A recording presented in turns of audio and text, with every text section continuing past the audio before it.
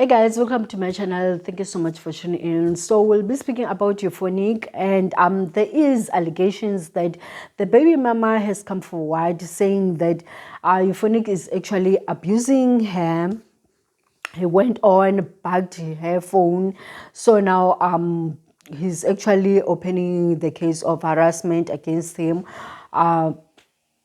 Now I'm thinking that Euphonik is someone who's got a problem, obviously, because now there's no way that a person can get away with having three victims like that. A victim, if you remember, Bonang was one of his victims. The way that he was beating her, the photos that we've seen when they were in the relationship, and then there's this woman that came forward saying that actually Euphonik was one of the people, one of the guys that were there raping her.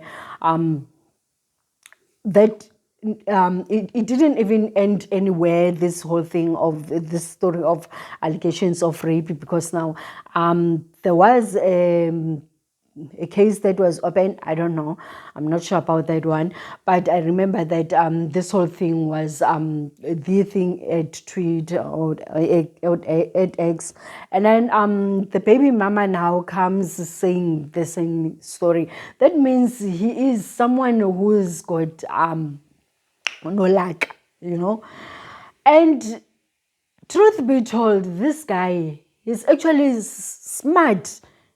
He's actually good in something, because now there's no way under the sun that these women can cry like this, and still there's someone who's willing to go and having pursuing a relationship with him, because now that will have to mean he's someone who is actually he knows how to keep his victims together. Because now, if we're talking about the likes of Bonang also, it wasn't like there was a slap and then Bonang left him, it was multiple times and multiple things that he actually assaulted her, and then to an extent when Euphonik himself got tired of her, because now I don't believe that Bonang is the one who got power and said, you know what, after this whole things, I'm done, no more.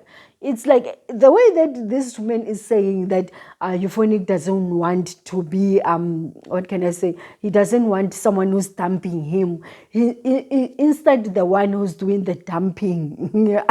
We can actually recall the way that things were between him and Bona. Because now, if you remember that relationship of him and Bona, Bona was actually established that time.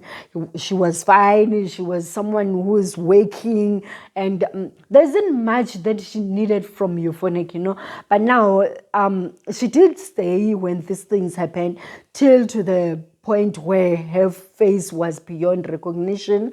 And this lady of rape now, she's someone that when this whole thing came out that she was raped by Euphonik and Fresh, we didn't really want to take it because we don't want to cancel him.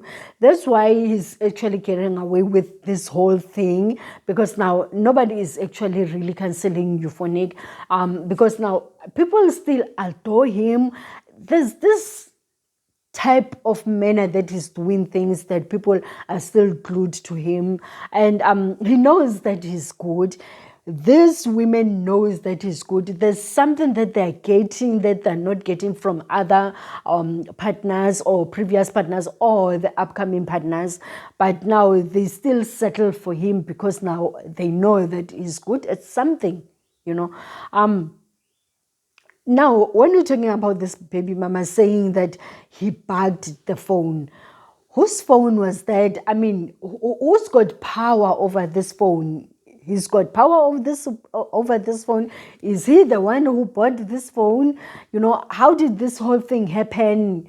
Why would someone, when you know that you went to the store, bought a phone with your own money, they have power over this phone? So now it's like he's a provider. Maybe he did provide for this phone. So now this man is like, okay, now he bugged his phone, the phone that I'm using, although it's his, it's something like that.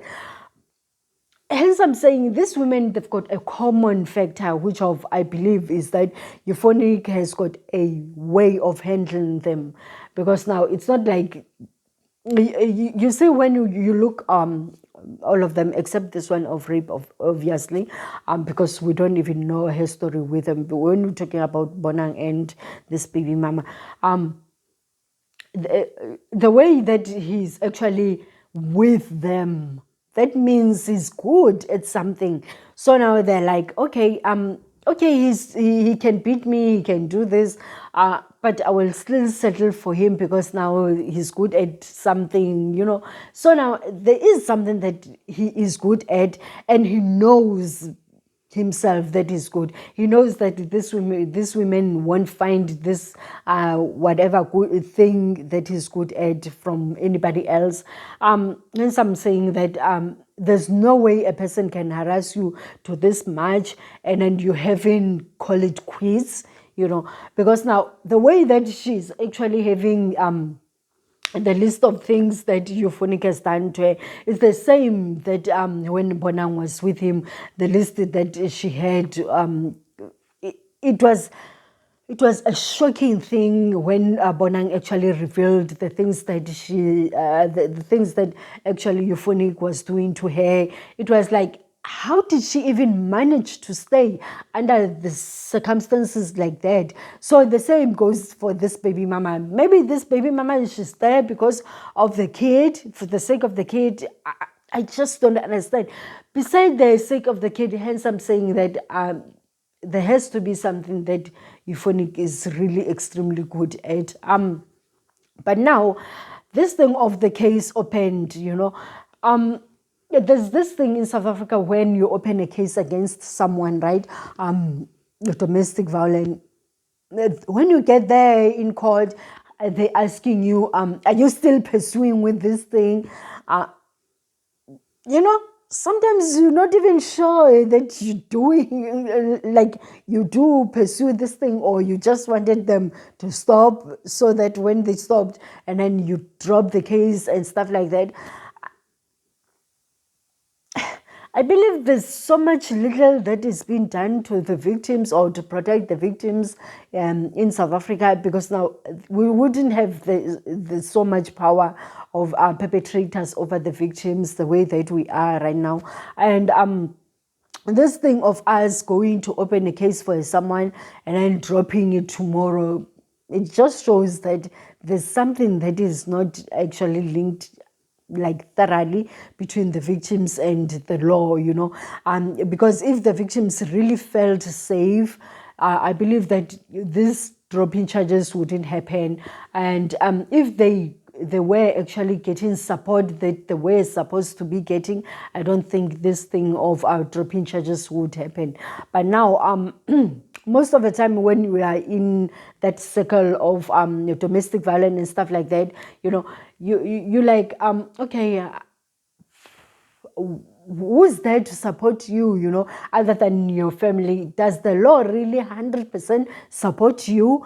Because now sometimes it's like they're feeding you with the doubts, like you're not supposed to be reporting this thing, you know. So now people that have worked this work and having the journey of and reporting stuff like that, they know what I'm talking about.